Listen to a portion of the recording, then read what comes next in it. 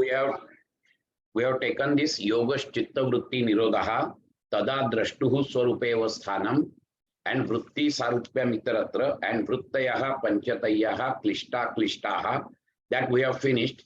And then we have seen that there are 5 vrittis: the pramana, viparyaya, vikalpa, nidra, smrutayah. So we have finished up to this. Now in that actually I have said that this, before that actually I would like to answer a few questions which were there. The first question is that what is the difference between, somebody has asked me, what is the difference between the what is that ahankar and asmita? Okay. आवाज जरा low येतोय. हो का? थोडा मोठा यायला पाहिजे. Okay, somebody has asked me what is the difference between asmita and ahankara. Now let me tell you very frankly, we really do not perceive our pure essence, which is called as asmita. And in one sentence I will give the answer is that the tainted asmita is called ahankara. Tainted asmita, meaning thereby if you add the adjective to that asmita, it becomes ahankara. And whatever we perceive about ourselves, we perceive ahankara only. Because asmita you will perceive only in meditative state when you are deep into meditation. That means vitarka, vichara, then ananda, and then asmita. So it is a very advanced stage. Then only you will be aware of that asmita bhava. But otherwise, whatever you are perceiving, okay, that what we perceive is only the ahankara. And ahankara is nothing but the tainted asmita. That what we can say. Okay. And so whatever is there, see, if you say that, yes, you just close the door and ask about yourself, who am I? So you cannot perceive that I am. No, you cannot perceive. You only perceive that I am an engineer. You may perceive that I am a male. You may perceive that I stay in Thane. You may perceive that I am an affluent person, or I may be a very poor person. Some adjective has to be there. Then only you will understand yourself. Without that adjective, you cannot perceive, you cannot see yourself. What you are experiencing about yourself is the ahankara. तुम्हाला तुमचा जो अहंकार आहे तो कळतो. पण तुम्हाला ती अस्मिता जी तुमची आहे, which is the pure I-ness, फक्त मी आहे असं आपल्याला कधी जाणवतं का? असं आपल्याला कधी अनुभव येतो का? हा महत्वाचा मुद्दा आहे. तो अनुभव येत नाही, त्याचं कारण असं असतं की ते जे आहे ते पूर्ण सत्व गुणांनी युक्त असं ते इव्हॉल्यूट आहे, which is the evolute immediately after महत. महत नंतर येणारं जे आहे ते अस्मिता भाव आहे. कळलं की नाही? आणि त्यामुळे आपण कधीही तो हे करू शकत नाही, एक्सपिरियन्स करत नाही. That is what is required. Okay.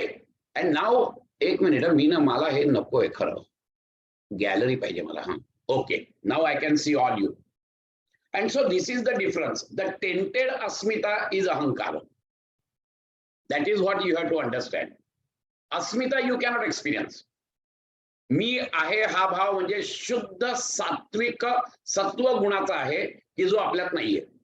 तो हळूहळू जागृत तम आणि रजोगुण कमी कमी करत करत करत नंतर मग ध्यानामध्ये जेव्हा तुम्ही वितर्क, विचार, आनंद, अस्मिता लेवलला पोहोचता, त्यावेळेला तुम्हाला कळतं की मी आहे एवढाच भाव फक्त राहतो, which is the purest form of your existence.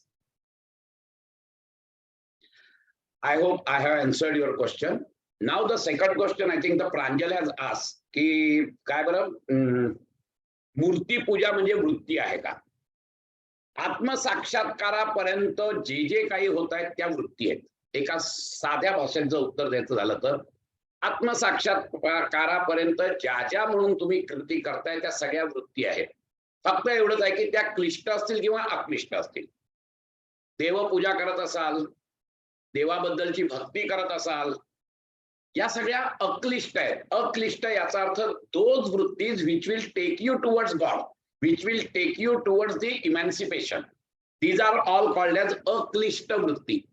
And those which will take away from the emancipation are the klishta vrittis, which arises because of the particularly ragadvesha, asmita, ragadvesha, and abhinivesha. These are the vrittis which will come up where there is a predominance or a dominance or the governance of these kleshas. But few vrittis are there which are prerequisite. We'll come to the Vibhuti Pada. At that time, you will come to know that for Kaivalya, there are few Vibhutis, and all the Vibhutis are nothing but the vrittis. Because Vibhutis are there when that I-ness is there, when that individuality is there.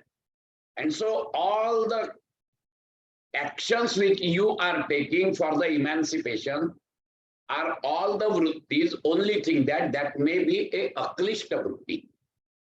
Only आत्मसाक्षात्कार. आत्मसाक्षात्काराच्या नंतर मात्र ज्या आत्मसाक्षात्कारापर्यंत ज्या वृत्ती उत्पन्न होतात त्या सगळ्या याच्यातून उत्पन्न होतात, पंचक्लेशातून.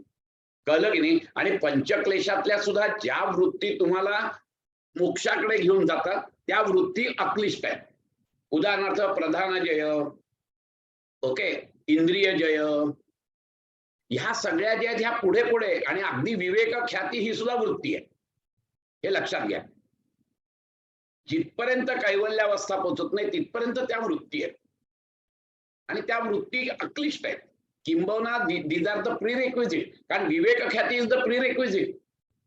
जोपर्यंत विवेक ख्याती येत नाही तुम्हाला कळणारच नाहीये की पुरुष आणि प्रकृती आर टोटली डिफरंट. दॅट विवेक has to be there. It has to be that Viveka Khyati means it is the experiential knowledge which will take you to the Kaivalya. कळलं की नाही? त्यामुळे प्रांजल, माझ्या मताने मी तुला उत्तर दिलेलं आहे. आणि तिसरा कोणीतरी होता माझ्या मताने मिनल जोशी, त्यांनी काहीतरी एक प्रश्न विचारला होता. काय विचारला होता? प्रकृती पुरुषाच्या मध्ये काय येते आणि कशी येते? दोन गोष्टी आहेत. प्रत्येक आपल्याकडे षड्दर्शन आहेत. प्रत्येक दर्शनामध्ये काही कॉमन पॉइंट्स आहेत. Okay, what are the common points which are discussed in all the दर्शनास? The first is the concept of मोक्ष. Okay, concept of moksha, it is discussed in every darshana. Okay, then the concept of Jeev, Jagat and Ishwar. So every darshana talks about Jeev, Jagat, Ishwar. Then every astik darshana talks about the punarjanma or the karma siddhanta. Okay, now every time there is a Jeev, Jagat, Ishwar, that means they are talking about the Jagata, and they are talking about the evolution of this universe. Now this universe, because of that, actually we are in a position to come out of this bondage. Now this union is anadi. अनादी याचा अर्थ असा आहे, आता तुम्हाला जर सांगितलं तर प्रत्येक वेळेला तुम्ही मरत असता, प्रत्येक रात्री तुमचा लय होत असतो. सो इट इज ए लय, इट इज ए प्रलय, आणि परत सकाळी जागे होता तुम्ही. काही दिवसांनी तुम्ही ऍक्च्युअली फिजिकल बॉडी कास्ट करता, त्यावेळेला दुसरा प्रलय होतो आणि तुम्ही परत जन्म घेता. So that is also a प्रलय. But now the time span is much more. Okay, त्यानंतर मग प्रलय, की जेव्हा ऍक्च्युअली सगळी सृष्टी परत, सगळे जे सूक्ष्म शरीर आहेत, okay, all these subtle bodies, because we are made up of three bodies: the gross body, subtle body and the causal body. So all these causal bodies, they go into the prakriti, that is the pradhana, till the pralaya. Now that is the still more time. So they are there in their energy form. आणि त्या प्रलयानंतर जेव्हा 1000, 2000, 5000 वर्षांनी परत जेव्हा ह्याला सृष्टी निर्माण करायची इच्छा होते, त्यावेळेला तो परत ही सगळी शरीरं घेऊन येतो. आपल्याला कोणालाही मोक्ष मिळत नाही, असा साधा सुद्धा मोक्ष मिळत नाही, लक्षात घ्या. आणि मग परत हे रहाटगाडगं चालू होतं. त्याच्यानंतर महाप्रलय होतो. एक प्रलय याचा अर्थ 14 मन्वंतर. त्यावेळेला ब्रह्मदेवाचा एक दिवस होतो 14 मन्वंतरानंतर, आणि अशी 100 वर्ष जेव्हा ब्रह्माची होतात त्यावेळेला महाप्रलय होतो, आणि परत महाप्रलय झाला की परत हे सगळे जीव परत आपापल्या सगळ्या वासनेसह येतात, आणि ह्याला अंत नाहीये. पण ते अनादी पण नाही, अनादी आहे परंतु ते अनंत नाहीये, हे लक्षात घ्या तुम्ही. त्यामुळे ही केव्हा पुरुष आणि प्रकृती जवळ आले, ते कसे जवळ आले, हे सगळं जे आहे हे अनादी आहे. पण एक नक्की आहे की त्या जे काही आता आपण बघतोय हे बघणं जे आहे हे त्यामुळे झालेलं आहे, एवढंच आहे. ते केव्हा झालं याला कोणी नाही. वेदांत फिलॉसॉफीमध्ये सांगतात एकोहम बहुश्याम. त्यांनी संकल्प केला की मी एक आहे, सच्चिदानंद जो आहे त्याला असं वाटलं की मी अनंत वेगवेगळ्या प्रकाराने आनंद उपभोगावा, तो त्याचा संकल्प होता, आणि म्हणून त्यांनी सृष्टी निर्माण झाली. त्याच्यातून ती शक्ती निर्माण झाली त्याच्या संकल्पातून. That is the resolve. एकोहम बहुश्याम, that resolve comes out with the tremendous energy, and with that energy, that is what is called as Maya in Vedanta. Okay, and then it evolves. Here, as per the Sankhya philosophy, this Prakriti was in Pralaya, the unmanifested form मध्ये होती, and when the सृष्टी करता, आपण असंही म्हणू शकतो की सृष्टी करता जेव्हा वाटलं की आता परत या लोकांना परत बोलवायला पाहिजे, कारण की कोणी मोक्ष नव्हतं पावलेलं, प्रत्येकाचा आपापल्या कारण देहाने विलय झाला होता प्रकृतीमध्ये. आता परत त्यांना भोग भोगायचे असतील तर त्यांना यायला लागेल, अँड दॅट्स वाय. त्यामुळे हे जे रहाटगाड आहे की रोजचं झोपणं एक प्रलय, त्यानंतर ऍक्च्युअल मरण दुसरा प्रलय, त्यानंतर पूर्ण प्रलय जो आहे तो तिसरा प्रलय, आणि त्याच्यानंतर महाप्रलय. महाप्रलयानंतर परत आपलं रोजचं मरण आहे, झोपणं म्हणजे, त्यानंतर रोजचं आहे. आणि ही जी काळाची संकल्पना आहे ही अनादी आहे. जैनांमध्ये सुद्धा हे कालचक्र सांगितलेलं आहे, कळलं की नाही, आणि ते अनादी आहे. केव्हा चालू झालंय माहित नाहीये, पण हे चालू झालंय, या चक्रातून बाहेर येऊ शकतो, एवढं नक्की आहे. त्यामुळे ऑल दर्शनाज actually they are meant to take the पुरुष or the individual away from this misery, and because of this we all are miserable, and every darshana is emphasizing on coming out from this misery. त्यामुळे ते अनादी आहे पण ते अनंत नाहीये, एवढं लक्षात घ्यायचं. आत्ताची पोझिशन अशी आहे, ही पोझिशन का आहे याला उत्तर आहे, पण ही पोझिशन केव्हा झाली याला उत्तर कुठच्याही दर्शनात मिळणार नाही. इट इज अनादी, एवढं एकच सांगतात. ओके, ठीक आहे.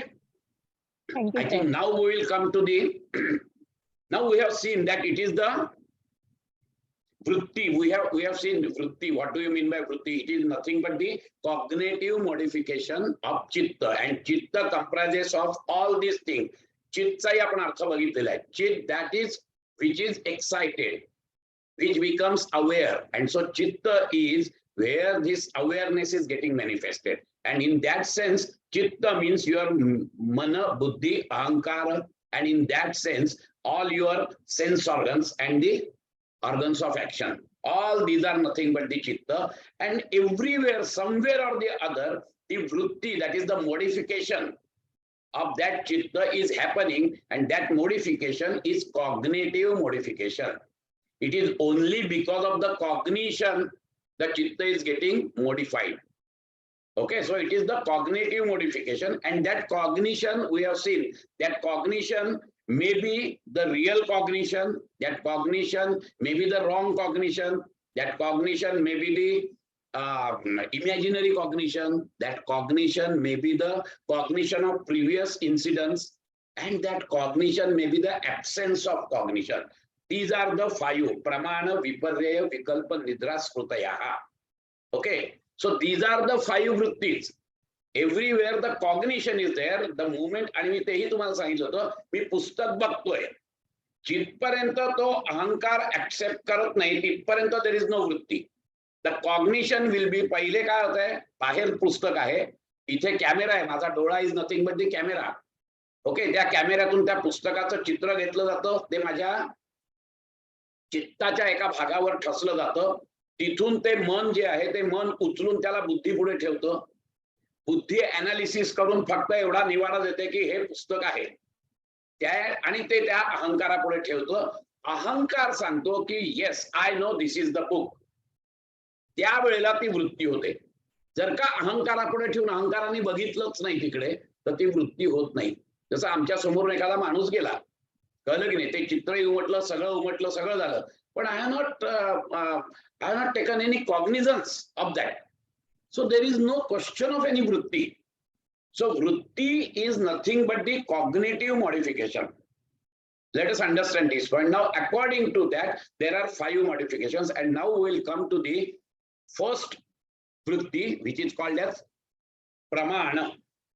Now, in every darshana, there is a discussion and deliberation about the real means of knowledge. What are the means of knowledge? That is very, very important. And every darshana talks about some means of knowledge. So this pramana is nothing but the source of knowledge in Indian philosophy are known as pramanas. Knowledge तर सांगायचं आहे, परंतु ते knowledge पक्क असलं पाहिजे. आणि आपण आपल्या नेहमीच्या याच्यात सुद्धा सांगतो की अरे मी असं बघितलं, काय सांगतो, काय प्रमाण आहे तुला? मी माझ्या प्रत्यक्ष डोळ्याने बघितलं, हे प्रमाण आहे. So this is the means. माझा डोळा प्रत्यक्ष हे प्रमाण झालं की मी प्रत्यक्ष प्रति अक्ष. अक्ष is representative of all the sense organs. Let us understand this point. Okay, so अक्ष is nothing but it is representation of all the sense organs. त्यामुळे जितकं मी ऐकलं, अरे मी इतका सुंदर आवाज ऐकला, काय सांगतो, काय प्रमाण आहे, काय मी प्रत्यक्ष ऐकलाय. इथे प्रत्यक्ष म्हणजे कानाने प्रत्यक्ष ऐकलाय. सो दॅट इज प्रत्यक्ष. सो दिस इज द प्रमाण. काही वेळेला आपण अनुमान प्रमाण पण बोलतो. There are in all 6 pramanas which were discussed in Indian philosophy. So some darshana accept 2 pramanas, some darshana accept 3 pramanas, some darshana accept all the 6 pramanas, and some, which is the Charvaka darshan, accepts only 1 pramana, which is the Pratyaksha pramana. Here Patanjali Muni accepts only 3 pramanas, and that is what they are saying: Pratyaksha, Anumana and Agama. So Pratyaksha Praman, it is simple. Pratyaksha means the perception. Pratyaksha Praman is nothing but the perception. This is the first and the most important Pramana. Okay. So nahi pratyaksham anupapannam nama. The knowledge revealed by Pratyaksha Pramana need not require any other Pramana to prove. इतकं त्याला महत्व आहे प्रत्यक्ष प्रमाणाला. आता हे जे प्रत्यक्ष प्रमाण आहे, या प्रत्यक्ष प्रमाण हे सगळ्यांनी मान्य केलंय. ऑल द 9 दर्शनात, द 6 आस्तिक दर्शन अँड 3 नास्तिक दर्शन, ऑल हॅव ऍक्सेप्टेड दिस प्रत्यक्ष प्रमाण. देन अनुमान प्रमाण. आपण प्रमाणांवर चर्चा करत नाही, त्यामुळे मी फक्त थोडक्यात सांगतोय. अनुमान प्रमाण is the inference. We normally take the inference. So all the दर्शनात, ऑलमोस्ट ऑल दर्शनात except Charvaka, all darshanas accept this pramana also. आणि हे प्रमाण मान्यच आहे, कारण आपण कित्येक तरी गोष्टी अशा असतात की ज्या अनुमान प्रमाणानेच बोलत असतो. कळलं की नाही? It is the inference which is based on the प्रत्यक्ष प्रमाण. कळलं की नाही? प्रत्येक वेळेला प्रत्यक्ष प्रमाणाने सिद्ध झालेली गोष्ट नंतर आपण अनुमानाने काढतो. जसं की काळे ढग आले की आपल्याला प्रत्यक्ष आपण बघितलेलं आहे की काळे ढग आल्यानंतर पाऊस पडतो. असं 10-15 वेळा बघितल्यावर आपल्याला फक्त काळे ढग दिसले की आपल्याला अनुमानाने कळतं की पाऊस येणार आहे. तर हे प्रमाण आहे, हे परत ज्ञानासाठी उपयोगी आहे. कसं रे तुला वाटलं, कसं सांगतोस तू पाऊस पडणार? अरे बघ ना, काळे ढग आहेत, अनुमानाप्रमाणे. अरे आज छत्री का नेली? अरे छत्री नेली म्हणजे काय, काळे ढग आहेत, पाऊस पडेल. अनुमानाप्रमाणे हे प्रमाणे सगळ्या दर्शनांनी मान्य केलं. कारण तुम्ही जे जे काही दर्शनामध्ये, सी दर्शनाज are the peak of logical thinking. ह्याच्या एवढं म्हणजे मी अजून तरी बघितलेलं नाही की इंडियन फिलॉसॉफीमध्ये दर्शन, जी स्कूल्स ऑफ थॉट आहेत, ह्याच्यामध्ये लॉजिकली जे काही सिद्ध करून दाखवायचा प्रयत्न केलेला आहे, I think that is the height of logical thinking. And every logical thought is supported by some or the others by means of pramana, means of ज्ञान. त्यामुळे प्रमाणाने सिद्ध होतो. आणि तिथे चर्चा पूर्वी जी व्हायची वादी प्रतिवादी, त्याच्यामध्ये तीच चर्चा व्हायची की पुरावा काय तुला याचा, त्यावेळेला ते सांगायचं की ह्याला हा पुरावा आहे. म्हणून अनुमान प्रमाण हे प्रत्यक्षावरच अवलंबून आहे. आणि तिसरं जे आहे पतंजली मुनींनी जे सांगितलंय ते आगम प्रमाण, दॅट इज शब्द प्रमाण. शब्द प्रमाण असं पण त्याला म्हणतात. शब्द आप्त वाक्य. ओके, शब्द प्रमाण इज ऑल्सो कॉल्ड एज आगम प्रमाण. ओके, शब्द मीन्स द सेंटेन्स ऑफ आप्त. अँड हु इज आप्त? विकास गोखलेंनी सांगितलं हे प्रमाण होऊ शकत नाही. लक्षात घ्या, आप्त याचा अर्थ ज्यानी ते अनुभव घेतलेला आहे आणि जो प्रत्यक्ष ह्युमन बिईंग साठी म्हणून त्या पोटतिडकीने त्यांनी सांगितलंय ते आप्त प्रमाण आहे. हे लक्षात घ्या तुम्ही. इट मे बी अटर्ड और रिटन. आप्त वाक्य शब्द, कळलं की नाही? आप्त is a person who always speaks truth. हे पहिलं लक्षण लक्षात ठेवायचं. कोणाचं आप्त प्रमाण म्हणायचं?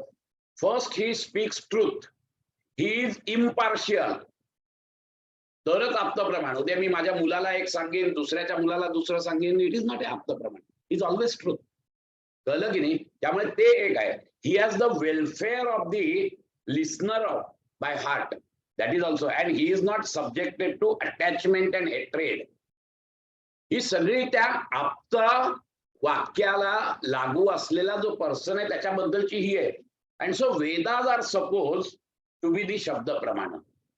दोन गोष्टींसाठी. एक तर वेदाज we say that it is अपौरुषेय, and so there is no partiality or anything. So Vedas are always there, or our sages and seers who really spend their whole life to explore the knowledge about this ultimate reality. So whatever is there in Upanishad, that ब्रह्मवाक्य ज्याला आपण हे म्हणतो, महावाक्य म्हणतो, प्रज्ञानम ब्रह्म, अयम आत्मा ब्रह्म, अहम ब्रह्मास्मि, तत्वमसि, सर्वम खलु इदम ब्रह्म. All these are the pramana, shabda pramana. You have to accept it. And you have to contemplate, you have to go through that. So if somebody says that, how can you say that this ultimate reality is everywhere? Yes, there is a pramana. Sarvam khalu idam brahma. आम्हाला उपनिषदात सांगितलंय. So that is the pramana which has to be accepted by other darshanas. So this is what darshanas are. And so दर्शनांमध्ये 6 दर्शन आहेत. त्यातली पतंजली मुनींनी जी वापरली आहेत ती 3च घेतलेली आहेत. कारण त्यांच्या मताने बाकीची जी आहेत ती दर्शनं त्यांनी नाही घेतलेली. कळलं का? शब्द प्रमाण, इन्फरन्स म्हणजे अनुमान प्रमाण आणि प्रत्यक्ष प्रमाण. त्यानंतर मग काही लोकांनी उपमान पण वापरलेलं आहे. उपमान प्रमाण. उपमान प्रमाण म्हणजे अॅनालॉगी आहे ती basically. So they some accepted this अनुमान प्रमाण also. कळलं की नाही? म्हणजे उदाहरणार्थ कसं असतं की आयुर्वेदामध्ये वगैरे आपण बघतो पूर्वीच्या काळी शिष्यांना ते आयुर्वेदिक जे ऋषी असायचे ते सांगायचे, हे बघ असं असं आहे ना, असं झाड मिळालं की त्याची फळं घेऊन ये, ते मेडिसिनल प्लांट आहे. मग त्यांनी सांगितलेलं जे प्रमाण आहे अॅनालॉगी, त्याच्याप्रमाणे ते जायचे आणि ते झाड शोधून काढायचे. ते प्रमाण आहे त्यांच्या दृष्टीने.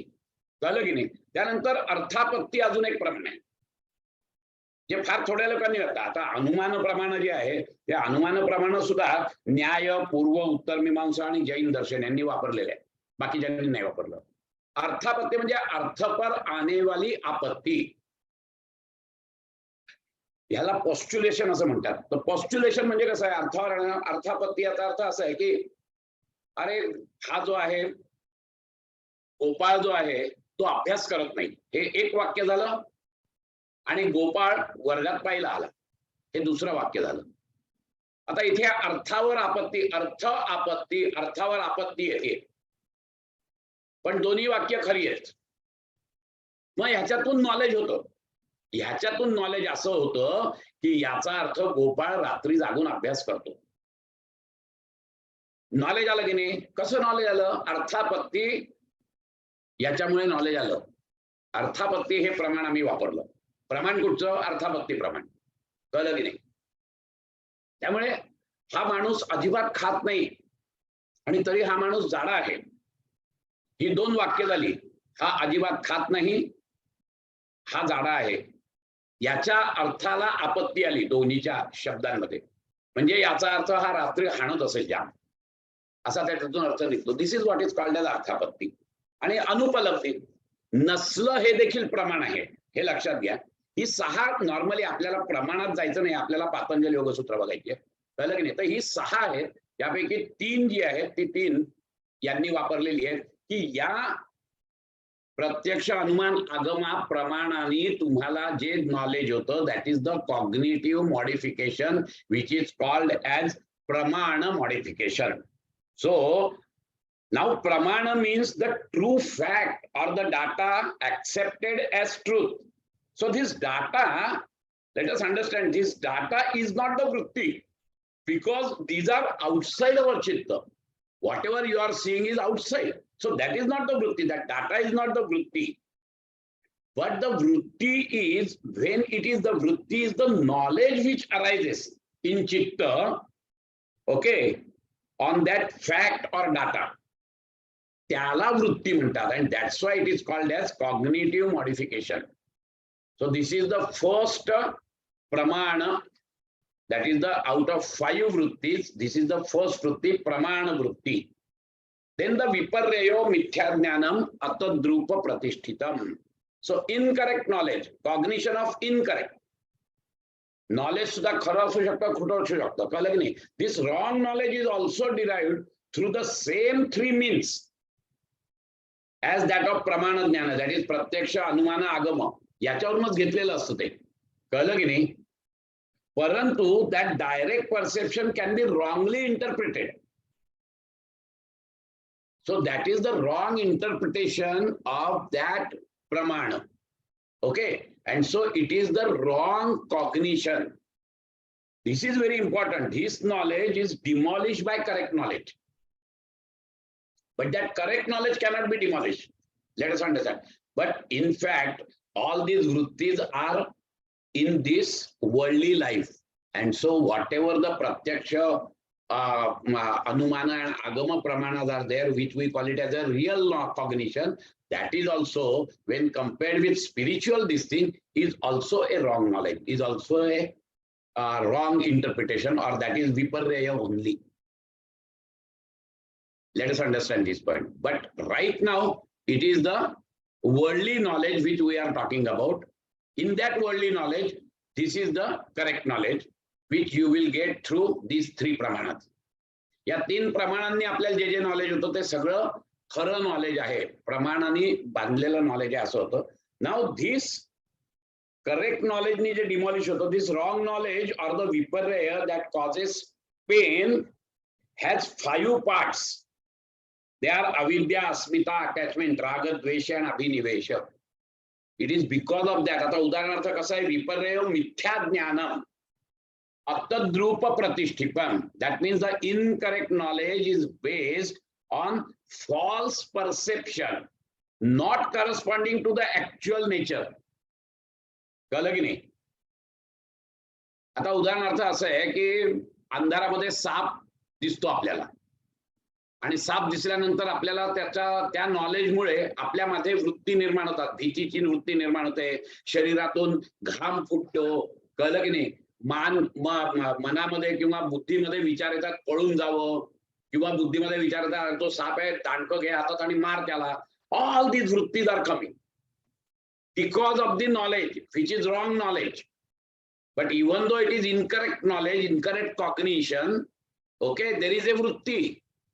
एक वृत्ती म्हणजे मनामध्ये भीतीची भावना, दुसरी वृत्ती म्हणजे इंटलेक्ट मध्ये पळून जावं का याच्याशी मारामारी करावी, तिसरी वृत्ती म्हणजे जर पळून जायचं असेल तर शारीरिक वृत्ती निर्माण होते पळून जाण्याची, आणि जर का मारामारी करायची असेल तर कुठे काठी आहे काय आहे ते बघण्याची वृत्ती. All these things are coming with in a fraction of second, and all these are the वृत्तीज which are actually arises in all these levels of existence, all these sheets of existence. माझ्या प्रत्येक अस्तित्वाच्या ह्याच्यावरती त्या वृत्ती उमटत असतात. So this is because of the wrong knowledge. कळलं की नाही. कारण की तिथे आम्ही साप बघितला, तो साप नाहीच आहे, बट कॉग्निशन काय आहे, that is a snake. So it is the wrong knowledge. Because of wrong knowledge also there are vrittis. कळलं की नाही. Because of correct knowledge there are वृत्तीज. एखादा माणूस समोर दिसला ज्याने मला लुबाडलाय पूर्वी, करेक्ट नॉलेज आहे, तोच हा माणूस आहे. झालं, माझा पारा चढला वरती. परत सगळ्या वृत्ती आल्या, मग आता याला कसं उत्तर द्यायचं, याला काही इन्सल्ट करायचं का, आपण काय करायचं, all these are coming there. So that is again a right cognition. This is the wrong cognition. Even though there is a wrong cognition, there are vrittis. See, let us understand what do you mean by vritti, because ultimately we have to say that it is the chitta vritti nirodha. So you should know actually what do you mean by vritti. And that's why the highest knowledge is also detrimental for kaivalya. And that highest knowledge is the vivekaja jnana. That vivekaja jnana also is the last obstacle in kaivalya. So that is the penultimate stage. But still it is an obstacle because it is the cognition that has to be gone. So then you have to develop the vairagya for that. So this is the second vritti, viparreya. The third vritti is, again, the cognition is there. Shabda jnananupati vastu shunyo vikalpaha. That means following the verbal knowledge, which is devoid of actual substance, is imaginary knowledge. विकल्प. या विकल्पामुळे पण येतात आपल्याला हे. आपण काही सांगू शकतो ना, विकल्प. कोणी बघितलाय स्वर्ग, पण त्या स्वर्गाच्या गोष्टी ऐकून आमच्यामध्ये वृत्ती निर्माण होतात, अरे वा स्वर्गात जायला पाहिजे. पुरुष लोकांच्या मनामध्ये लगेच अप्सरा, रंभा, मेनका तरळायला लागतात. कळलं की नाही, अरे वा वा वा तिथे अप्सरा, रंभा, मेनका आहेत. आणि बायकांच्याही मनात असतात ते गंधर्व, किन्नर वगैरे, ते त्यांच्या डोळ्यासमोर फिरायला लागतात. कोण गेलाय तिथे आणि कोण आलाय सांगायला, अरे हा तिथे ना अमृत असतं रे, ते अमृत प्यावं, कसले चहा पिताय तुम्ही, कोणी सांगायला आलाय आपल्याला. पण वृत्ती निर्माण होते, कारण काय, ते शब्दात मांडता येतं. शब्द ज्ञानानुपाती शब्दात मांडता येतं. मी सांगू शकतो, अरे स्वर्ग असा आहे, तिथे अप्सरा असतात, रंभा असतात, तिथे किन्नर असतात, गंधर्व असतात, तिथे अमृत मिळतं. शब्दातून मी मांडतोय सगळं, पण वस्तू शून्य विकल्पा, पण ती वस्तू नाहीच आहे. पण त्याच्यामुळे सुद्धा वृत्ती निर्माण होते. So that imaginary knowledge, so शब्द ज्ञानानुपाती. So the typical example आपल्या इथे सुद्धा सांगतात. आपण सांगू शकतो की नाही, the son of baron woman. तर दिस इज अ कॉन्ट्राडिक्टरी स्टेटमेंट. कळलं की नाही. त्यामुळे ह्या ज्या गोष्टी आहेत ह्या शब्दात, वंध्य पुत्र म्हणून आपण म्हणतो, शब्दात सांगतोय, पण तशी ऍक्च्युअली वस्तूच नाहीये. या गोष्टी ज्या आहेत ह्याच्यानी पण वृत्ती निर्माण होते. याच्यानी वृत्ती निर्माण होते. मी माझ्या डोळ्यापुढे एक कल्पना करू शकतो. कळलं की नाही. ह्या ज्या आहेत हे सगळे विकल्प आहेत. It is the imagination. जसं स्वर्गाचं कोणी बघितलेलं नाहीये, काही नाहीये, तो स्वर्ग आहे का नाही माहित नाही, किंबहुना नाहीच आहे माझ्या दृष्टीने. कळलं की नाही. पण तरी देखील वृत्ती निर्माण होतात, कारण की मी त्याच्याबद्दल बोलू शकतो. शब्द ज्ञान अनुपाती. कळलं की नाही. अनुपाती म्हणजे फॉलोड. सो शब्दानी जे नॉलेज मला मिळतं, पण ऍक्च्युअली वस्तू शून्य, but it is devoid of that thing. That is what is called as vikalpa jnana. So it is the imaginary knowledge, the cognition of imaginary thing. But still there is a vritti. त्याचं cognition झाल्याबरोबर माझ्या मनामध्ये वृत्ती निर्माण होतात. हे लक्षात घ्यायचं आपण. आणि म्हणून जरी ती वस्तू नसली तरी देखील त्यांच्या शब्दामुळे माझ्या मनात वृत्ती निर्माण होतात. I can cognize the thing, I can imagine. It is a imaginary cognition. It is the imaginary cognition. That's what you have to understand actually. आणि त्याच्यानंतर जे आहे ते अभाव प्रत्यय आलंबना वृत्तिर्निद्राहा. आता इथे सगळा गोंधळ आहे. कळलं की नाही. अभाव प्रत्यय आलंबना वृत्तिर्निद्राहा. आता ही वृत्ती जी आहे निद्रा वृत्ती, याच्यामध्ये कॉग्निशन काय होतं? याच्यात कॉग्निशन काहीच होत नाही. It is the absence of cognition. हे कॉग्निशन आम्हाला झोपेतून जाग झाल्यावर कळतं. That is number one. Why it is वृत्ती? That we get by inference की मला गाढ झोप लागली. हे इन्फरन्सनी मला मी जागा झाल्यावर कळतं. आणि ती जी वृत्ती आहे ती वृत्ती अभाव प्रत्यय, कुठचाच प्रत्यय नाहीये तिथे. आणि तिथे कुठचाच प्रत्यय नसल्यामुळे तिथे अवेअरनेस पण नाहीये.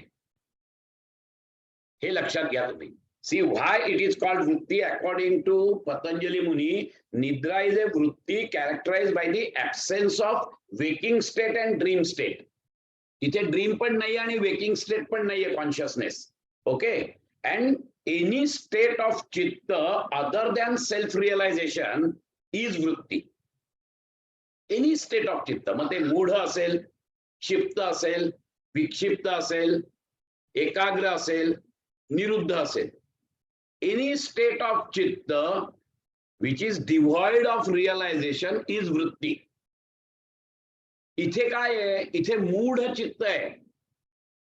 सी 5 चित्ताच्या 5 स्टेजेस सांगितलेले आहेत. मूढ, क्षिप्त, विक्षिप्त, एकाग्र आणि निरुद्ध. बरोबर आहे.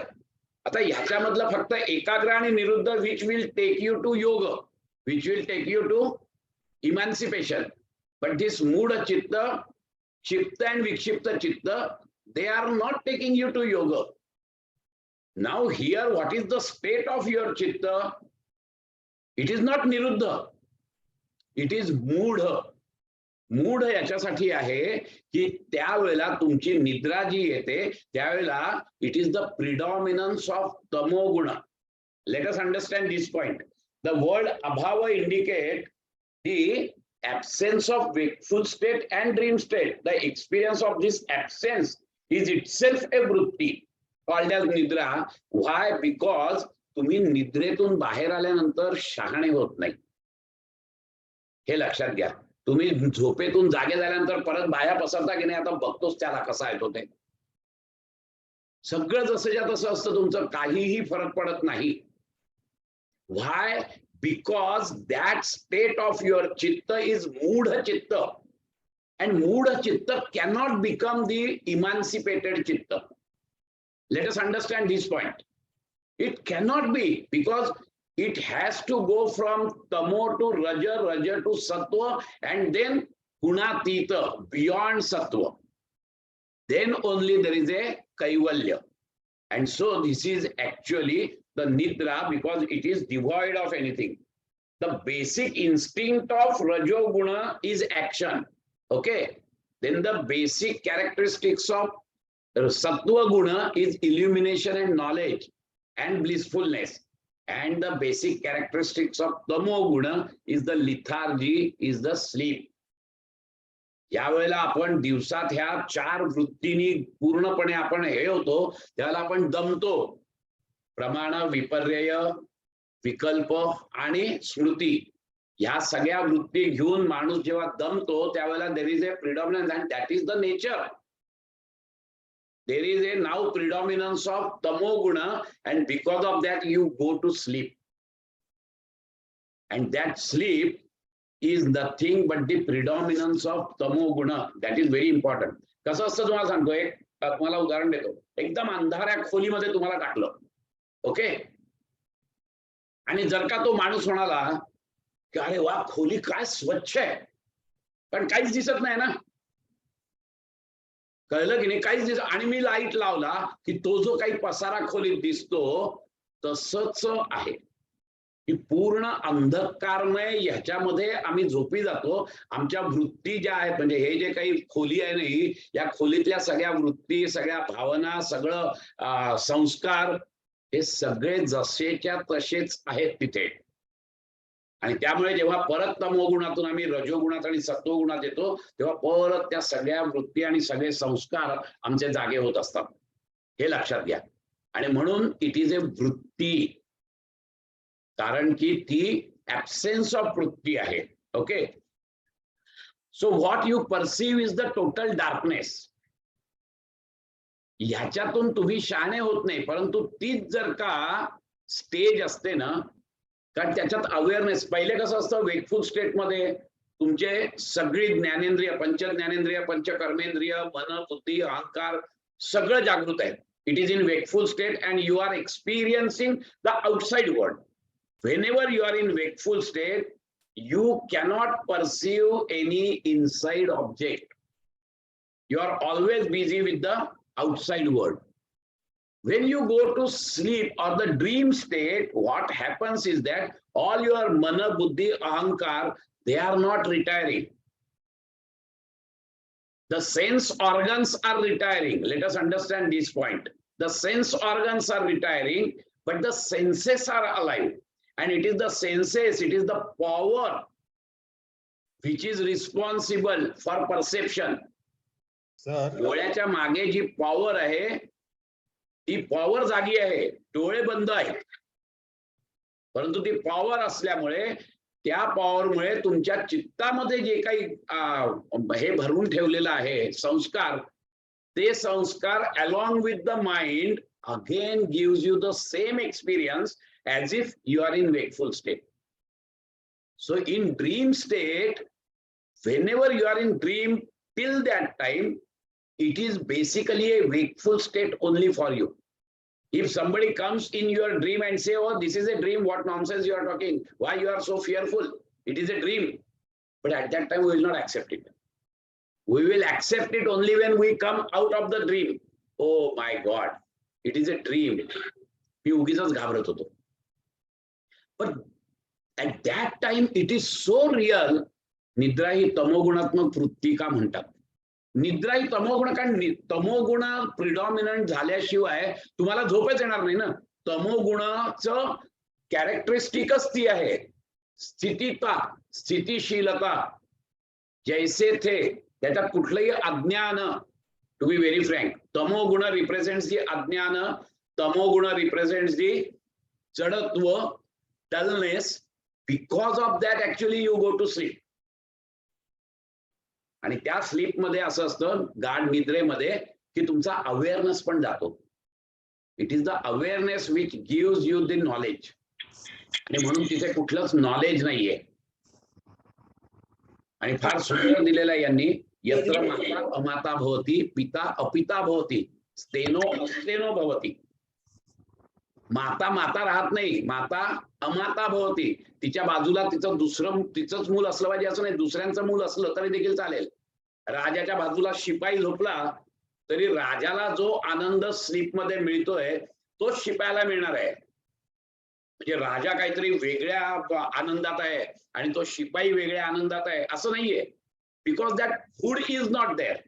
That motherhood, that fatherhood, that kinghood, that hood is not there, and that is the purest form of our existence, but unfortunately there is no awareness of that, and that's why it is a vritti, because it has to be awareness. If you are experiencing that state with awareness, then definitely स्वप्नावस्थेमध्ये वृत्ती निर्माण होतात. Of course वृत्ती निर्माण होतात. You are experiencing as if you are in wakeful state. So these are the vrittis, definitely. त्यात आहेतच. The problem is with this sushupti. How it is a vritti? It is vritti because number one, it is a state of moodha chitta. Secondly, there is no awareness, so there is no knowledge, and so there is no sattva guna. It is the predominance of tamo guna. And you don't get any knowledge which will take you to emancipation. या सगळ्यामुळे it is just a absence of wakeful experience and dream experience. That's it. कारण आपण जो experience म्हणतोय ना, त्याला आपल्याला फक्त एवढंच माहिती आहे की एकतर मी स्वप्नात काहीतरी अनुभव घेतो किंवा जागेपणी अनुभव घेतो. आम्हाला त्याच्या पुढचा आध्यात्मिक अनुभव माहित नाहीये. तो स्वप्नात, तो सुषुप्तीमध्ये पण येत नाही आम्हाला. आणि जिथपर्यंत तो सुषुप्तीमध्ये येत नाही, आणि तो येत कसा नाही, कारण की तमोगुण आहे ना. तमोगुण रिप्रेझेंट्स ओनली दी अविद्या, darkness. It is exactly opposite of knowledge. So you cannot be A wise person. तुम्ही शहाणे कधीच होणार नाही.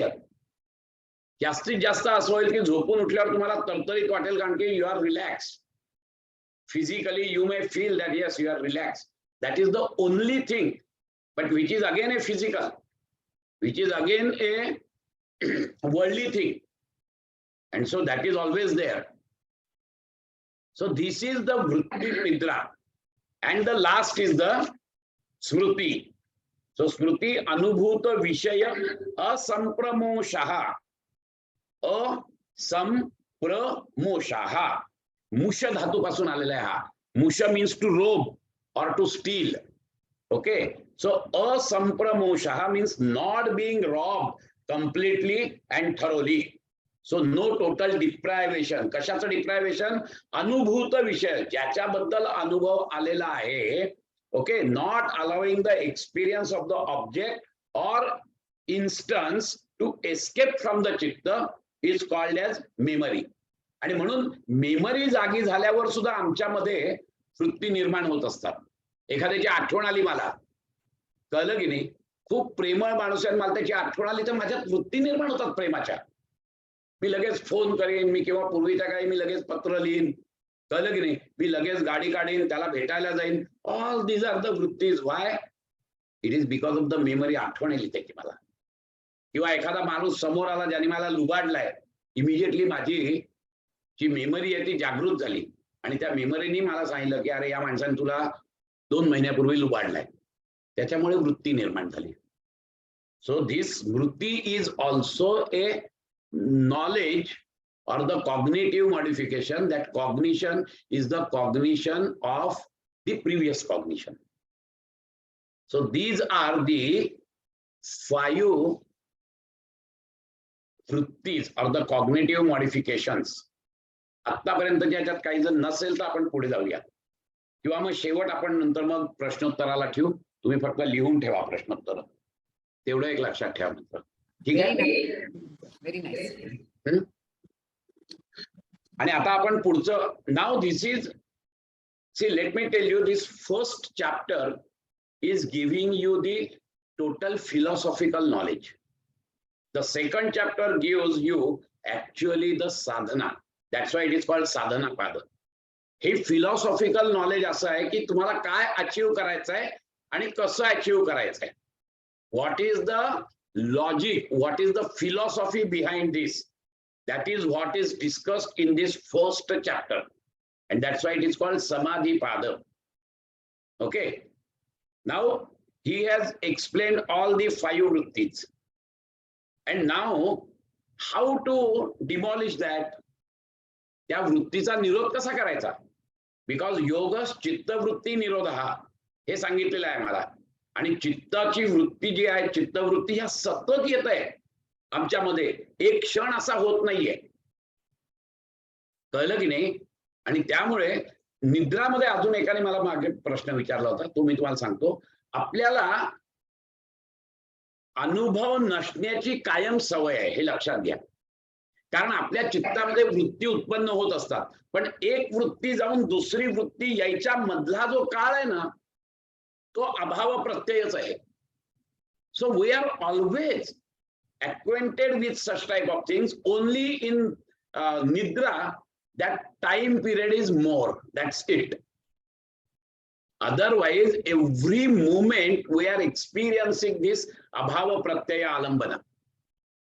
परंतु ती जी निद्रेचा जो समय आहे तो अतिशय कमी आहे. आपण अनुभवतो तो. We are not aware. Yogis are aware between that, and to be very frank, yoga is nothing but to increase that period.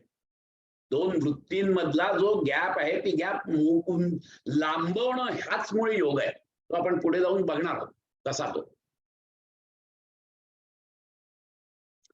आणि आता त्यांनी एक नॉर्मल सूत्र दिलेलं आहे, which is very very important सूत्र. व्हॉट ही सेज दॅट ती अभ्यास वैराग्याभ्याम तन्निरोधः. तन्निरोध म्हणजे त्या चित्तवृत्तीचा निरोध करण्यासाठी काय केलं पाहिजे? अभ्यास वैराग्य. The 2 methods for complete cessation, वृत्ती थांबवण्यासाठी, he has elaborated here. One is abhyas, that is the practice, and one is vairagya, that is disinterestedness. And to be very frank, this abhyasa and vairagya, it is common for any endeavor. कुठलीही गोष्ट तुम्हाला करायची असेल तर तुम्हाला अभ्यास आणि वैराग्य पाहिजे. तुम्हाला परीक्षेत चांगले मार्क मिळवायचे आहेत, अभ्यास करा. अभ्यास करायचा आहे, मग बाहेरच्या खेळण्यासाठी वैराग्य निर्माण करा. नाही तर मी खेळणार पण जाईल, कळलं की नाही, आणि अभ्यास नाही करणार आणि तरी पहिला नंबर नाही. If you want to secure good marks, you do the अभ्यास and develop the disinterestedness for the outside sports. आहे ना, बिझनेस मध्ये मला व्हायचंय, माझं संपूर्ण लक्ष त्याच्यात आहे. अभ्यास करा, क्लायंट कसे मिळवायचे, कुठे कामं मिळत आहेत, काय कामं मिळत आहेत, बाकी कोण कोण हे आहेत, जस्ट डू द अभ्यास. मग त्यावेळेला नातेवाईक बाजूला ठेवा. Develop the disinterestedness for relative, because your aim is to get the business. So कुठच्याही याच्यामध्ये तुम्ही जर बघितलं तर अभ्यास वैराग्य, but more precisely in spiritual this thing, this abhyasa and vairagya has to be there because it basically relates to the worldly life. तुम्ही कुठच्याही याच्यात गेलात तरी अभ्यास वैराग्य आहेच, परंतु स्पेसिफिकली स्पिरिच्युअल ऍडव्हान्समेंट साठी अभ्यास and vairagya has to be there. Let us understand these two go hand in hand. As far as the spiritual knowledge is concerned, they go hand in hand. कारण असं आहे की जसा जसा अभ्यास करतो, कळलं की नाही, तसं तसं तुम्हाला बाहेरच्या विश्वातला फोलपणा कळतो. तो फोलपणा कळला की तुमच्यात त्याच्याबद्दलचं वैराग्य निर्माण होतं. ते वैराग्य निर्माण झाला की you become more concentrated in your practice. When you become more concentrated in your practice, you go still deeper levels of reality of that object of meditation. And when you see that the real essence is something different, you again develop the vairagya for the worldly thing. And so they go hand in hand, abhyasa vairagya. And same shabda, to be very frank, Patanjali मुनींनी same शब्द वापरलेले आहेत जे कृष्णाने वापरलेले आहेत याच्यामध्ये, गीतेमध्ये. चंचल अभी, कृष्णाने सांगितलं सगळं मनाचं कसं हे करायचं याच्या अध्यायामध्ये, 6व्या अध्यायात, की मन एकाग्र कसं करायचं. त्यावेळेला कृष्णाने विचारलेलं आहे की चंचलम ही मन कृष्ण प्रमाथी बलवत दृढम तस्याहम निग्रहम मन्ये वायोः इव सुदुष्कृम. आणि त्याच्यावर कृष्ण उत्तर देतो, असंशयम महाबाहो मनो दुर्निग्रहम चलम. मान्य आहे मला, परंतु अभ्यासेन तू कौंतेय वैराग्याने च गुह्यते. मला माहिती आहे की हे अतिशय मन चंचल आहे, प्रचंड चंचल आहे, परंतु अभ्यास आणि वैराग्याने ते ताब्यात आणता येतं. मी मगाशी म्हटलं तसं इव्हन वर्ल्डली अचिव्हमेंट साठी सुद्धा या दोन गोष्टी जरुरी आहेत. फक्त त्यावेळेचा अभ्यास आणि वैराग्य वेगळं आहे, एवढंच आहे. कळलं की नाही. कॉलेजमध्ये असं एक जरा गमतीशीर म्हणून सांगतो, कॉलेजमध्ये एखाद्या मुलाला एक मुलगी आवडली, त्याला ती मुलगी पटवायची आहे. तो आपल्या मित्रांच्या बद्दल डिसइंटरेस्टेड निर्माण करतो, जाऊ दे ते तिथे वेळ जाण्यापेक्षा आपण जरा मुलीला घेऊन जाऊ कुठेतरी फिरायला वगैरे. आपोआप डिसइंटरेस्ट. अभ्यास, तिची काय आवडी आहेत निवडी आहेत त्याप्रमाणे तिला घेऊन देणार, हे करणार. मुलं म्हणतात चल रे यायला जाऊया आपण. नाही नाही नको, तुम्ही जा. ही डेव्हलप दिस. किती कुठचीही गोष्ट घ्या, मी मगाशी तुम्हाला धंद्याचं उदाहरण दिलं, मी अभ्यासाचं मुलांचं उदाहरण दिलं. Everywhere it is applicable. अभ्यास अँड वैराग्य, practice and disinterestedness, they go hand in hand.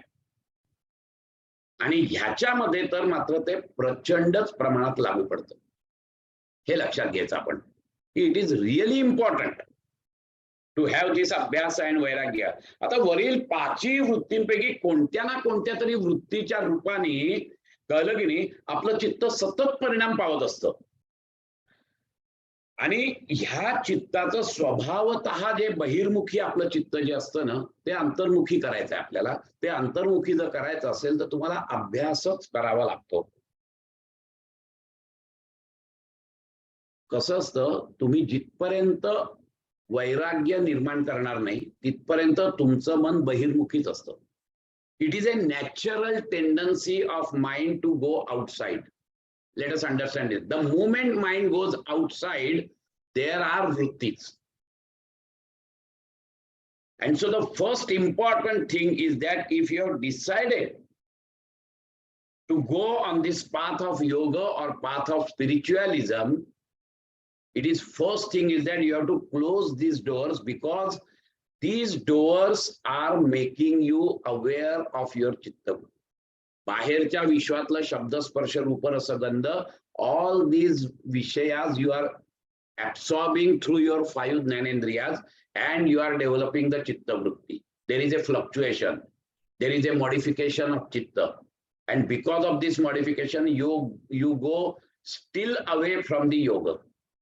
Because now what is happening is that तुम्ही एखादी गोष्ट बघितली, either you like it or you don't like it. The moment you like it, you develop the attachment towards it, and if you don't like it, you develop the hatred towards it. So all these vrittis are automatically there. जी काही वस्तू समोर येईल, and that is exactly what the Patanjali Muni is talking about, the klesha. अविद्या, अस्मिता, राग, द्वेष, अभिनिवेशः, क्लेशः, असं त्यांनी सांगितलेलं आहे. हे कशासाठी सांगितलंय की जिथपर्यंत तुम्ही बाहेर आहात, बहिर्मुखी आहे, तिथपर्यंत विषयाकडे आकर्षिले जाता तुम्ही. मग त्यातून राग आणि द्वेष हे क्लेश निर्माण होणारच आहे, त्याला काही पर्याय नाहीये. आणि खरं सांगायचं तर आपल्याला त्याची सवय आहे. आपल्याला सुखाची कल्पना आपली जी आहे ती बाहेरच्या विश्वातून मिळणाऱ्या सुखाचीच आम्हाला सवय आहे. किंवा आम्हाला तेवढंच सुख माहिती आहे, आम्हाला आतमध्ये सुख आहे याची सवय नाहीये. आणि त्यामुळे naturally our mind goes out all the time and strive for the happiness. In my first lecture I have told you, it is the अज्ञान. आणि म्हणून अभ्यासाने आम्ही काय करतो, आम्ही अभ्यासाने ते मन आत घ्यायचा प्रयत्न करतो.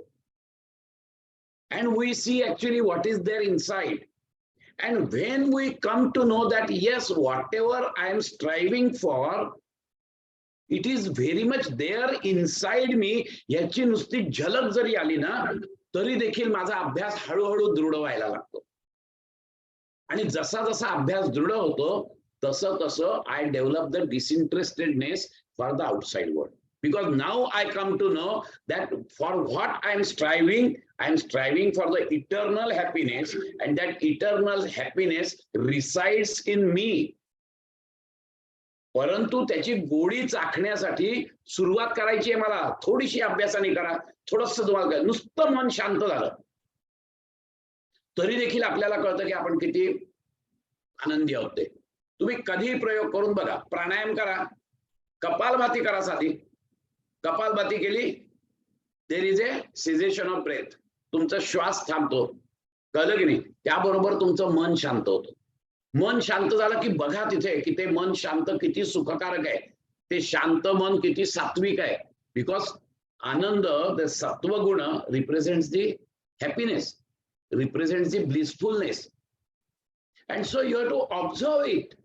Now for that you will come to know, with this abhyasa of pranayama, you will come to know that this mind, when it is tranquil, when it is very calm and quiet, it is by itself blissful. There is no need of outside agency to make that mind blissful. Let us understand. So this is the abhyasa. Start with that abhyasa. Immediately you will come to know that there is a blissfulness within me and not in the outside world. Then slowly and slowly you go inside and inside. अभ्यास, आणि जसे जसा अभ्यास तुमचा हे होत जातो तसं तसं वैराग्य निर्माण होत जातं. This is something which is very very required. आणि म्हणून अभ्यास वैराग्याभ्याम तद्विरोधा. It is not impossible, but you have to do the practice and you have to develop the disinterest. Close your eyes, close your senses. वैराग्य सुरुवात, to start with, do some अभ्यास. काही केलं नाही, नुसते बसून राहा, शांत डोळे मिटा, कानात गोळे घाला आणि नुसता आतला आवाज ऐकायचा प्रयत्न करा. Immediately you will come to know that tranquil mind itself is blissful. हे जेव्हा तुम्हाला कळेल, automatically you will develop the vairagya for the outside world. This is what is called as abhyasa vairagyabhyam tannirodha.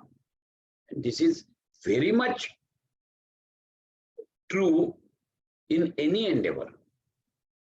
But particularly the spiritual, when you are trading on spiritual path, this is more important, that abhyasa and vairagya, whichever may be the abhyasa.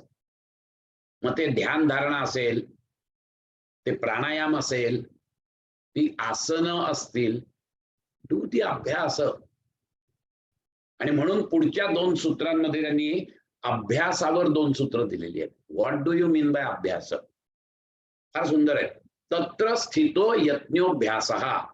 The first thing out of the 2 means the abhyasa is explained in this sutra.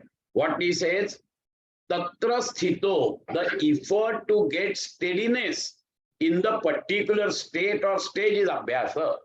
So this effort, which will be of the nature of repetition, tatra sthito yatnya, yatnya म्हणजे प्रयत्न करायचा आहे, त्याला अभ्यास म्हटलाय. So it is a repetition of a particular stage to get stabilized in that stage is called abhyasa, and therefore it is a repeated practice of a particular technique. Let us understand this point. With asana we will understand this point. What do they mean by this? If a person is novice, he do not have any idea about the asanas or anything, okay, ask him to do the Paschimottanasana. Okay, now at the beginning what will happen, he will just go something and then he stop because he cannot go still down. But one thing is sure, that at certain stage, up to certain stage, he will experience the blissfulness. आपण आळस देतो म्हणजे काय करतो, तेच करतो की नाही? आळस देतो म्हणजे we stretch it, पण किती करतो? लचक भरेपर्यंत नाही करत, कळलं की नाही? जिथपर्यंत आपल्याला मजा वाटते, छान वाटतं, तिथपर्यंत करतो आपण. You stop at that level. Exactly in a similar way, you do this asan, इतकाच वाटतोय का तिथपर्यंत. Now do every day. One day will come when his head will still go down. Okay, now stabilize there. So do abhyasa, do repetitively do that asana to that level, get yourself stabilized with the abhyasa, then slowly your head will still go down. Again, to stabilize that stage, do the abhyasa. Tatra sthito yajñobhyasa. तिथे स्थिर, तिथे stabilize व्हायचं आहे. And then the one day will come when your forehead will touch to your knees very easily. That is the abhyasa. You are doing this meditational practice. So you close your eyes, you see whatever is your object of meditation and start contemplating on that. Okay, in the first day, but the first day what you will observe, that after 5 seconds your mind goes haywire. Okay, do the abhyas. Udya parat basa, parva parat basa. Okay, slowly and slowly you get stabilized in that 5 seconds. After that you will come to know that after few days, now you can very easily have only one pratyaya of that object for 10 seconds. Do the abhyas, get yourself stabilized in that. Tatra sthito yajñobhyasaha. To get stabilized in that position, do the abhyasa. त्याच्यासाठी केलेला प्रयत्न म्हणजे अभ्यास. Let us understand this point. Then do the abhyas, then you will come to know that slowly and slowly that period is increasing. Now you are getting concentrated for 15 seconds, 30 seconds, 35 seconds, 40 seconds. Do the abhyasa. Get yourself stabilized there. So that is what is called as abhyasa. And then the second sutra, what it says, that it is very beautifully. Now that abhyasa will have a strong foundation if It is Satu Dirgha Kala Nairantarya Satkara Asevito Trudabhumi. So that practice becomes firmly grounded when carried on for a long duration. Dirgha Kala. Nairantarya, with uninterruptedness and with devotion. That is what is required. Now let us understand this one by one.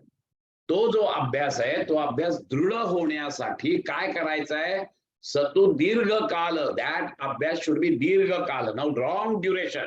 So any period ranging from years to lives.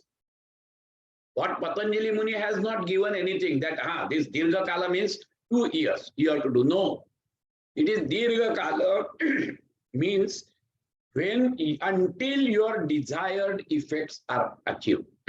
That is Dirgha Kala. What is your ultimate goal? Ultimate goal is to achieve the Kaivalya. So till Kaivalya, you have to practice this yoga. That is Dirgha Kala. Okay, the sadhak should prepare his mind to continue the practice endlessly until the desired stage is reached.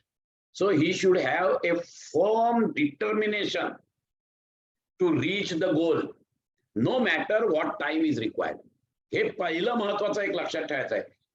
Because see, let us understand this point. If sadhaka expects something to reach within a stipulated time, okay, मी 2 वर्ष साधना करणार आहे, मला ते मिळालंच पाहिजे. If with such type of attitude, if you go for this sadhana and if you don't get, then you will lead to frustration, okay, which will be very detrimental to the progress.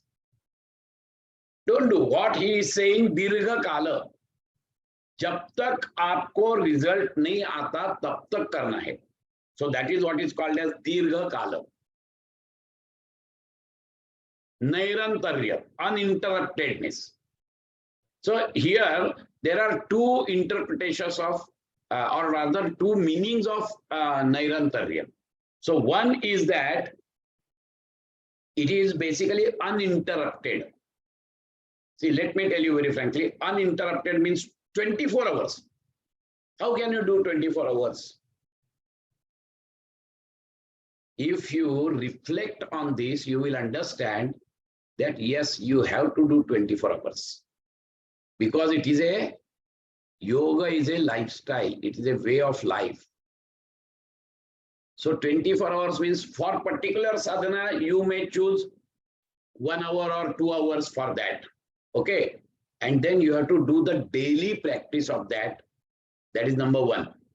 And number 2, whenever your prescribed sadhana is over, and then you are going to your office or you are interacting with the people and everything, there also has to be a 24-hour awareness that I am a yoga sadhak.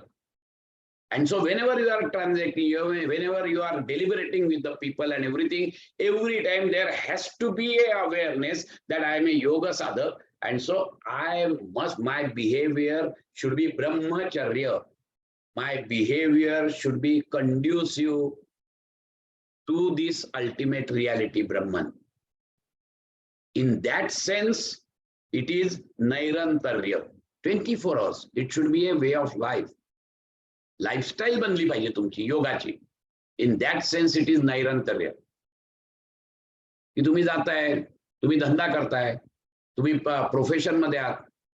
Do it profession. There is no problem. But keep the awareness, I am a yoga sadhak. तुम्ही कोणाला लुबाडणार नाही. That is Nairantarya. All the time. Keep that awareness in your mind. I am a yoga sadhak. मग तुम्ही profession करा. आणि काहीही असं नाहीये की स्पिरिच्युअल माणसाने निर्धनच व्हावं वगैरे असं अजिबात काही नाहीये. त्यांनी त्याचं प्रोफेशन करावं, परंतु प्रत्येक वेळेला कीप दी अवेअरनेस. धंदा करताना सचोटीने धंदा करा. तुमच्या प्रारब्धात असेल तर पैसे येतील, नाही तर नाही येणार. पैसे आले तरी तुम्ही उन्मादून जाऊ नका. That is also one of the reasons. So for that 24 Nairantarya, the meaning thereby is that you have to be aware 24 hours that you are a yoga sadhak. And then only you will be able to tread on this path of spiritualism. That is what is Nairantarya. The second Nairantarya is the punctuality. Whatever the concentrated sadhana you want to do, you choose the time, whether it is 1 hour or 1.5 hours or 2 hours, choose the time, and during that time only you do that sadhana.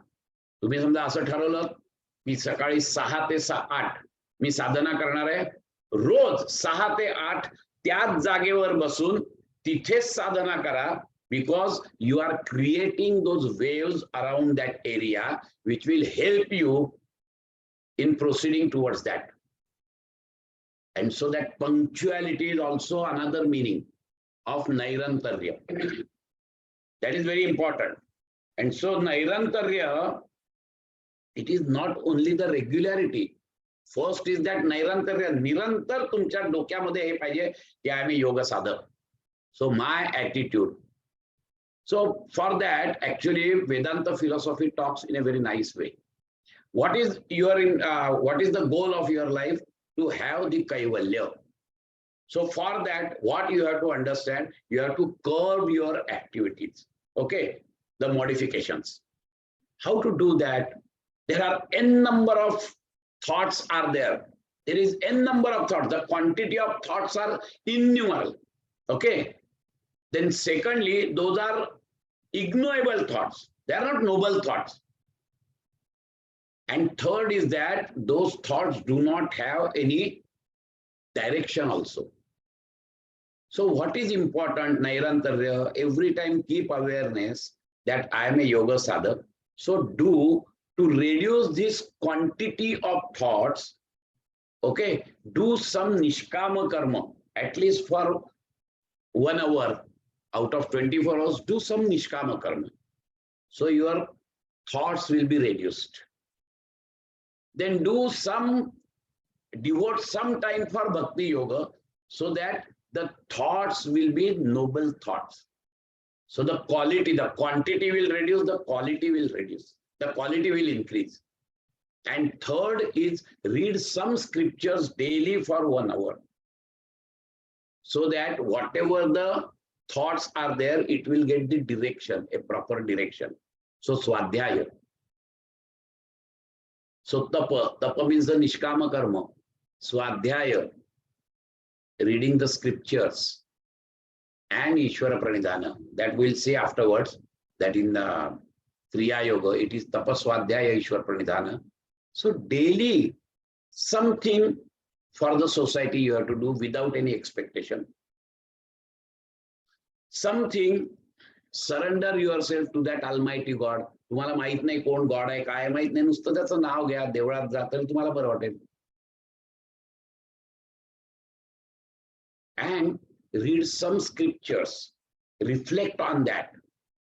So it will actually help you in going towards this spiritualism. That is what is called as Nairantarya. All the time. And whatever is the remaining time, you do your profession. But again in profession, there has to be a thought in the mind that I am a yoga sadhak. मी कोणाला उल्लू बनवून नाही काही करणार. मी माझ्या कष्टाचं फळ घेईन. Keep that awareness all the time. And then the concentrated sadhana like asana, okay, pranayam, meditation, for that you take out some time, at least 1.5 hours to 2 hours. And that punctuality has to be there. Decide at what time you are going to start this sadhana and at what time you are going to finish this sadhana. That is the Nairantarya. The another meaning of Nairantarya is the punctuality, which is very important. And so if you have decided that I will do this sadhana, concentrated sadhana for 6 to 8 in the morning, do it daily, 6 to 8, without any exception.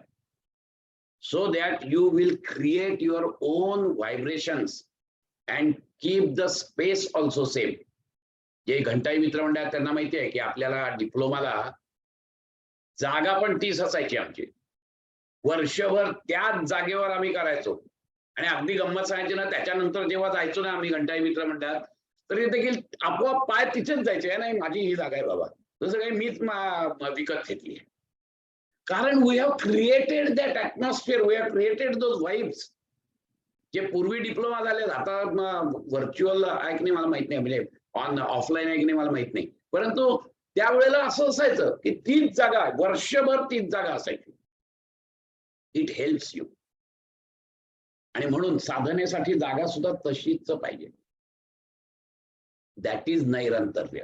And the last, these are the three things, three requirements, and these the satkara sevito. So it should be with devotion. Okay, so that is very important, that devotion, a welcoming receptive attitude, is necessary to avoid laxity of purpose and to avoid lack of determination. तुम्हाला प्रेम असलं पाहिजे त्याच्यात, तुमच्या साधनेमध्ये तुम्हाला प्रेम असलं पाहिजे. If you do not have a devotion, if you do not extract any happiness through this, then you cannot have your sadhana dirghakala and nairantarya. See, this dirghakala and nairantarya is possible only if you have got tremendous interest, you are extracting tremendous happiness through it. Then automatically this dirghakala and nairantarya will come. That you have to understand. एखाद्याच्या don't doubt it. आपण पुढे झाल्यानंतर बघणार आहोत आपण की जी काही hurdles आहेत ती काय आहेत ती. त्याच्यामध्ये एक संशय आहे. डोंट डाऊट युअर साधना, don't doubt your guru. Okay, love it and have full determination. So you should extract happiness from that practice. Then only will be able to do practice for a longer duration, that is dirgha kala, and with uninterruptedness. And so these are the three things which are required, which are necessary for gaining mastery in any field. Not only the spiritual field, but in any field, these are the three things which are really important. Dirgha kala, nairantarya, and satkara sevito. So these are, whether it is a worldly life, whether it is a spiritual life, these two things, as I have already told you, abhyasa vairagya, it is applicable for worldly life also, and it is very much applicable for spiritual life also. Exactly in a similar way, this abhyasa, because abhyasaचेच हे त्यांनी हे दिलेले आहेत. सतु दीर्घ काल नैरंतर्य सत्कारा सेवितो दृढभूमी. That is very, very important. I think it is now 10 minutes are remaining, 7-8 minutes are remaining. पुढचे जे दोन आहेत ते वैराग्यावर त्यांनी सांगितलेलं आहे. त्याचे डिटेल मध्ये आपण पुढच्या वेळेला घेऊ. आता मी थांबतो 10 मिनिटं प्रश्नोत्तरासाठी. कोणाला जर असतील तर you can ask the questions, whatever the queries are there. Definitely it is welcome. Sir एक विचारू? हा, आवाज येत नाहीये. विचारू का एक? हा, बोला ना. येतोय आवाज? हा, आता येतोय. सर तुम्ही जरा परत एक्सप्लेन करा, निद्रा ही वृत्ती कशी असते? दोन गोष्टी महत्वाच्या असतात. एक म्हणजे कुठलीही वृत्ती, जी वृत्ती तुम्हाला मोक्ष देत नाही, किंवा जे state of mind, state of your चित्त do not give you the experience of emancipation, is a वृत्ती. नॉट नेसेसरीली की काहीतरी त्याच्या खळबळच माजली पाहिजे. आमच्या डोक्यामध्ये वृत्ती म्हणजे काहीतरी खळबळ माजली पाहिजे असं आहे, कळलं की नाही. परंतु साधं चित्त जरी असेल तरी देखील ते निर्वृत्तिक नाहीये. कारण असं आहे की ते तमोगुणांनी मिश्रित आहे. हा महत्वाचा मुद्दा लक्षात घ्यायचा असतो. आम्हाला निद्रा येते याचा अर्थ आम्ही तमोगुणांनी पूर्णपणे हे झालेलो आहोत. आणि तमोगुण हा कुठच्याही प्रकारचा नॉलेजचा भाग येत नाही. सी, सत्वगुण represents the illumination, represents the knowledge, represents the happiness, blissfulness. Rajoguna represents the action, Rajoguna represents the misery. Okay, and Tamoguna, now this is prasannata. Sattva guna is prasannata. Okay, आणि त्याच्या exactly opposite तमोगुण, अप्रसन्नता. म्हणजे आपण ज्याला म्हणतो ना की आळशी किंवा ढिला, कळलं की नाही, अशा प्रकारचा जो माणूस आहे तो तमोगुणाने मिश्रित असतो. आणि म्हणून आम्हाला जे फिजिकल युनिव्हर्स आम्ही बघतो त्या फिजिकल युनिव्हर्स मध्ये तमोगुणाचं प्राधान्य आहे. आणि तमोगुणाचं प्राधान्य असल्यामुळे त्यांचा awareness tends to 0. They don't have any awareness because that awareness tends to 0 because it is full of tamoguna. And we are like stone when we are in deep sleep. We are also in tamoguna, and tamoguna represents the aprasannata. It represents the total ajnana, अंधकार, अज्ञानाचा अंधकार. तर त्या अज्ञानाचा अंधकाराला मोक्ष सांगणं हे काय फार प्रस्तुत नाहीये. त्याच्यामध्ये अवेअरनेसच नाहीये. जसा दगडामध्ये अवेअरनेस नाहीये, आणि तसा जर का असता तर दगड सुद्धा मोक्षाला प्राप्त झाले असते. आणि आम्ही रोज मोक्षाला प्राप्त झालो असतो, कारण रोज झोपतो, आम्ही गाढ झोपतो. तर तसं होत नाही. Why? It is because that absence of wakeful state and dream state is again a vritti which is called as nidra. अभाव प्रत्यय आलंबना वृत्ती निद्रा हा असं म्हटलेलं आहे तिथे. तर तो जो अभावाचा आमच्या डोक्यामध्ये आम्ही एक भरलेला आहे की वृत्ती याचा अर्थ कुठेतरी हालचाल, असं नाहीये. वृत्ती याचा अर्थ सम गुण, out of 3 gunas some gun is predominant. So here in nidra it is the predominance of tamoguna. कारण त्याच्यातून जागे झाल्यावर तुम्ही शहाणे होत नाहीये. मी मगाशी उदाहरण दिलं की पूर्णपणे काळोख्या रूम मध्ये तुम्ही शिरलात आणि तिथे जर तुम्ही सांगितलं की अरे हा ना खोली एकदम छान आवरलेली आहे, तुम्हाला खरं काहीच नॉलेज नाहीये, कळलं की नाही. तसंच या देहामध्ये, या चित्तामध्ये काय आहे याचं त्यावेळेला नॉलेजच नाहीये. ती खोली जी आमची चित्ताची आहे ना ती विस्कळीत आहे, पण त्या निद्रेमध्ये आम्हाला त्याचं ज्ञान होत नाही. जागे झाल्यावर आम्हाला कळतं की अरे बापरे, ही खोली खूपच अस्ताव्यस्त पडलेली आहेत सगळीकडे सगळ्या गोष्टी. Whereas the yoga is the knowledge of that ultimate reality. Where here there is absolutely no knowledge. That's why it is a vritti. पण हॅलो, हा, आपण जागे असताना सुद्धा काही वेळेला हँग झाल्यासारखे होतो किंवा काही आघातामुळे असेल किंवा काय, तर मग तिथे पण अभाव असतो. हो, तिथे अभाव प्रत्ययच आहे. कारण कसं असतं माहितीये का की समाधीमध्ये it is the total awareness. आणि म्हणून तर yoga nidra is a meditative technique. Because what ever is there, ती जी इन्फरन्सनी, तुम्हाला एक सांगतो, सुषुप्ती अवस्था इन्फरन्सनी is the purest form of my existence. कारण तिथे हुड नाहीये. There is no motherhood, there is no fatherhood. Okay, कुठच्याही प्रकारचा अहंकार नाहीये तिथे. So that is the purest form of my existence, but I cannot have knowledge of that. And when you are aware of that state of mind, then that becomes the fourth one, that is the turiya. So it is the jagruta, swapna, sushupti and turiya.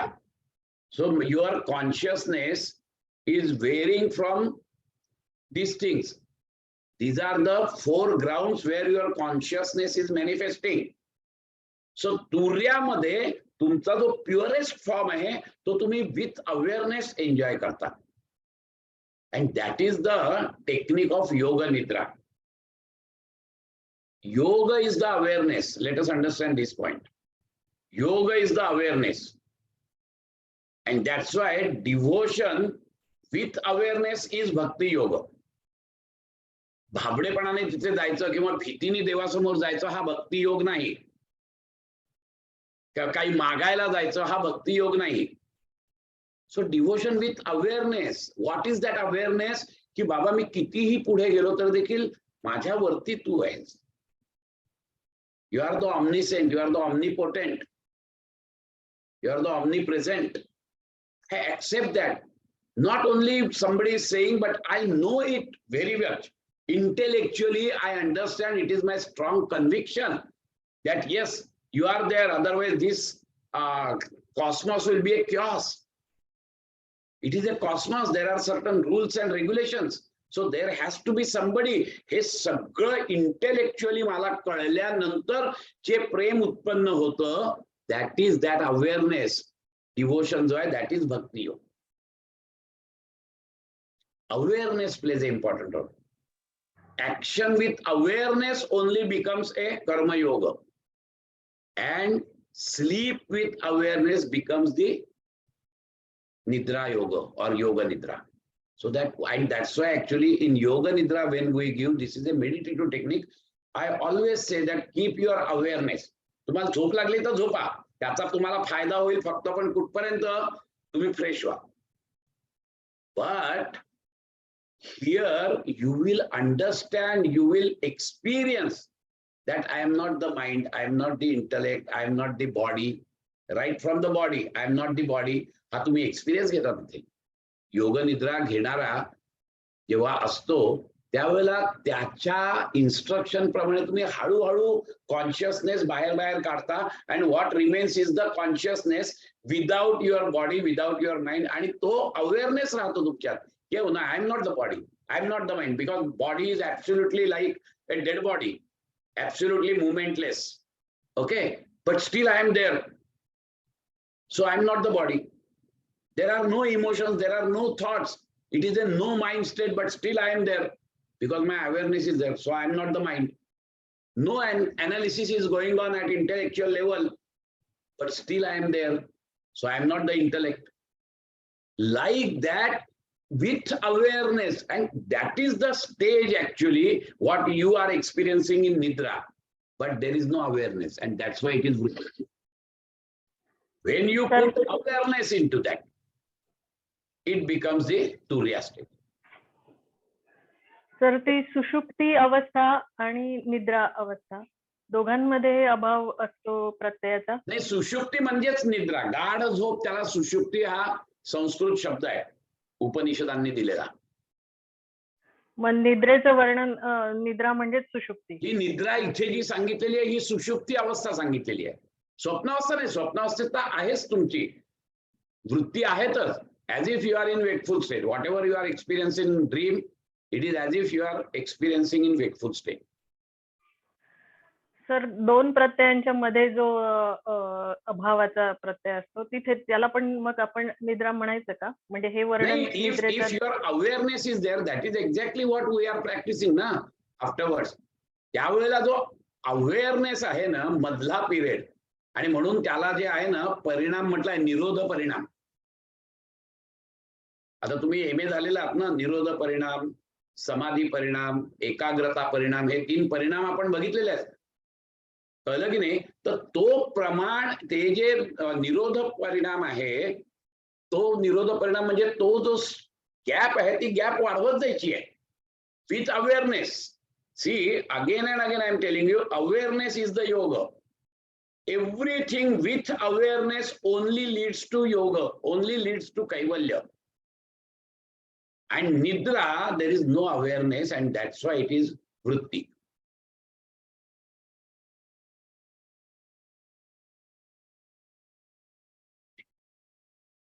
Okay.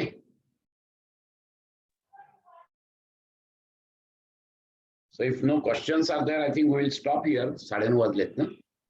Sir, वृत्ती निरोध मध्ये वृत्ती आपण पूर्ण नष्ट करतो, शेवटची वृत्ती सुद्धा नष्ट करतो. That is for kaivalya, yes, of course. But otherwise सगळं जे आहे ते सगळं याच्यात, म्हणजे सबीज समाधीचं वर्णन आहे पुढच्या याच्यात. त्या सबीज समाधीमध्ये फक्त एकच वृत्ती राहते, दॅट इज द एकाग्रता वृत्ती. आपलं चित्त एकाग्र होतं आणि त्या एकाग्रतेमध्ये आपल्याला एकच प्रत्यय येत असतो. पण तो प्रत्यय सुद्धा नंतर गेला पाहिजे असं असतं. म्हणजे कैवल्यासाठी तोही गेला पाहिजे, कारण तो जो आहे प्रत्यय आय एम मधला आय गेला पाहिजे, then only remains the M. मी आहे मधला मी गेला पाहिजे, तो मी म्हणजेच त्याच्या पुढचंच सूत्र आहे ते वितर्क विचार आनंद अस्मिता अनुगमात संप्रज्ञाता. आणि त्या when you transcend that asmita, then you go to the anya. Okay, and so till that time the vritti is there, but which is very much a klishta vritti, not the klishta vritti.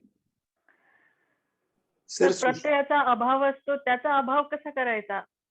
त्याचा अभाव करायचा, it is a spontaneous process. You are not doing anything, it is the happening.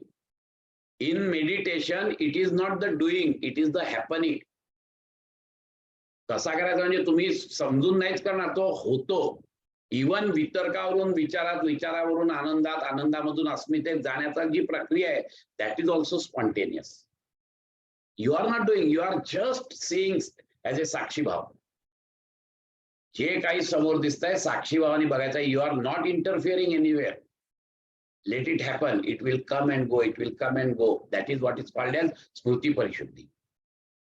And that the day will come when there is nothing and it is just a I am.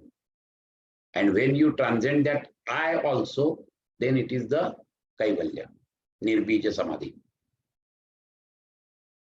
Sir एक विचारू का? हा बोला. सुषुप्ती आणि तुर्या याच्यामधलं काय फरक आहे? सांगितलं ना, सुषुप्ती याचा अर्थ गाढ झोप विदाउट अवेअरनेस, अँड तुर्या म्हणजे गाढ झोप विथ अवेअरनेस. सिंपल. तुर्यावस्थेमध्ये तुम्ही अवेअर आहात, तुम्हाला ज्ञान होत आहे. It is the experiential knowledge that I am not the body, I am not the mind, I am not the intellect.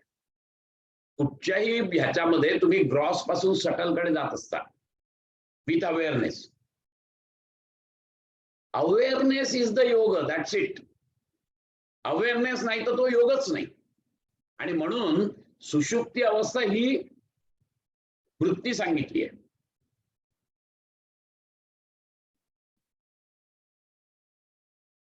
Okay sir, thank you. या. हॅलो. हा बोला. हा सर म्हणजे सगळ्या वृत्ती ज्या आपण वृत्तींचा निरोध करायचा म्हणजे करायचा नाहीत, ऍक्च्युली कोणत्याही वृत्तींचा आपोआप होतो, आपण फक्त साधना करायची असा अर्थ. बरोबर आहे. साधना करताना त्यांनी अष्टांग योगाची साधना सांगितली आहे. एकदम तुम्ही एखाद्याला ज्याला योग माहितीच नाही त्याला सांगितलं की चला बस रे आता ध्यानाला बस, तर त्याला काही नाही कळणार. किंबहुना त्याचं मन अजूनच बंड करून उठेल. कारण आतमध्ये एवढं सगळं आपण कचरा भरून ठेवलेला आहे आपल्या चित्तामध्ये की ते सगळं उकळून बाहेर येईल आणि तो बाहेरच येईल. तर you have to prepare yourself. आणि प्रिपरेशनला खूप महत्व आहे. आणि ती प्रिपरेशन म्हणजेच यमनियम आसन प्राणायाम. ती प्रिपरेशन म्हणजे साधन चतुष्टय, विवेक वैराग्य षटसंपद आणि मुमुक्षत्व. कळलं की नाही? त्यामुळे एकदम तुम्ही कुठेच जाऊ नाही शकत. स्लोली अँड स्लोली, न हठात न बलात, असाच आपला प्रवास असला पाहिजे. किंबहुना विदाउट एक्सपेक्टेशन, दीर्घकाल नैरंतर्य. आता आपण बघितलं ना, इट शुड बी दीर्घकाल अँड नैरंतर्य. हे महत्वाचं आहे. डोंट एक्सपेक्ट दॅट यस मी आज मी ठरवलंय मला आता योग, मला कैवल्य मिळालंच पाहिजे. अजिबात मिळणार नाही कैवल्य, हे लक्षात घ्या. एवढ्या जन्मांचा एवढा कचरा भरून ठेवलाय, तो असा साफ होईल काय तुमच्या म्हणण्याने? नाही. त्यासाठी डिटर्मिनेशन पाहिजे, त्यासाठी मेहनत पाहिजे, त्यासाठी करेज पाहिजे, त्याच्यासाठी त्या साधनेमध्ये तुम्हाला हे पाहिजे, आनंद पाहिजे. हे सगळे गुण आहेत. हे गुण पाहिजे तेव्हा कुठे तुम्ही हळूहळू जाल. सातत्य महत्वाचं आहे. सातत्य पाहिजे त्याच्यात साधनेमध्ये. आणि नाहीतर काय, आज झटका आला, आज मला झटका आज बस मी फक्त आध्यात्मिक बनणार आहे, असा तो आध्यात्मिक कधी माणूस बनत नाही. हे लक्षात घ्या. आध्यात्मिक बनायला खूप बळ लागतं, खूप साधना करायला लागते, खूप ताकद लागते, डिटर्मिनेशन लागतं, कन्सिस्टन्सी लागते. हे सगळे गुण असले पाहिजे. मुमुक्षत्व लागतं महिला म्हणजे. या सगळे गुण तुमच्या अंगी असतील तर तुम्ही त्याच्यावर चालू शकताय. नाही तर काय योगाचं फॅशन म्हणून तर आजकाल खूपच जण करतात. अरे मी योगाला जातो म्हणजे काय करतो त्याचंही त्याला माहित नसतं काही. फॅशन आहे, कारण आजकाल काय त्याला सुगीचे दिवस आलेत. पण कधी कोणी बघ ध्यानाला बसलाय, आपल्या आतच विचारतोय, काय करतोय असं काही कळत नाही. पण नाही, मला 4 चौघात सांगायला आवडतं, कारण काय की माझं स्टेटस जरा वरचं राहतं, कारण त्याला सुगीचे दिवस आले म्हणून. जसं मला पॉलिटिकल हे जायचं नाही, पण आजकाल लोकांना असं वाटायला लागलंय मी संघ शाखेत जातो का, कारण की बीजेपीचं राज्य आहे म्हणून. त्याच्यामध्ये त्या संघाला ढुंकून बघत नव्हते कोणी, मी संघाचा आहे वगैरे म्हणून नाही, पण एक उदाहरण दिलं तुम्हाला. कारण आता सुगीचे दिवस आले आहेत, त्यामुळे सगळेजण मी पण जातो संघात. अरे आम्ही जायचो संघात, मी ध्वज प्रणाम करायचो का, आता बीजेपीचं राज्य आहे म्हणून. तसंच आता योगाला सुगीचे दिवस आलेत, पण I go to yoga every day. इथे चकाड्या भेटत बसतात लेखाचे, मला माहिती. त्यामुळे हा प्रकार तुम्ही नीट बघाल की आतलं मुमुक्षत्व आपल्यालाच कळणार आहे, हे लक्षात घ्या. आणि ते मुमुक्षत्व जागं झालं की तुमच्या पर्सनॅलिटीमध्ये फरक पडणार आहे. आणि मग लोकांना सांगायची गरज नाहीये, लोकच सांगतील अरे याच्यातनं जरा बदल झालाय, चांगला बदल झालाय. तुम्हाला सांगायची गरज नाही. त्यामुळे योग हा किंवा कुठचंच म्हणजे आध्यात्मिक साधना हा यरागाबाळाचा किंवा टाइमपासचा विषयच नाहीये, नक्की नाहीये. खूप साधना आहे, खूप डिटर्मिनेशन आहे, खूप करेज लागतं, तरच तुम्ही पुढे जाल. सर तुम्ही खूप छान सांगितलं आज, आणि असं इतकं ते इट वॉज जस्ट फ्लोईंग असं वाटलं. थँक्यू. धन्यवाद धन्यवाद. Thank you sir, thank you very much. खूप छान.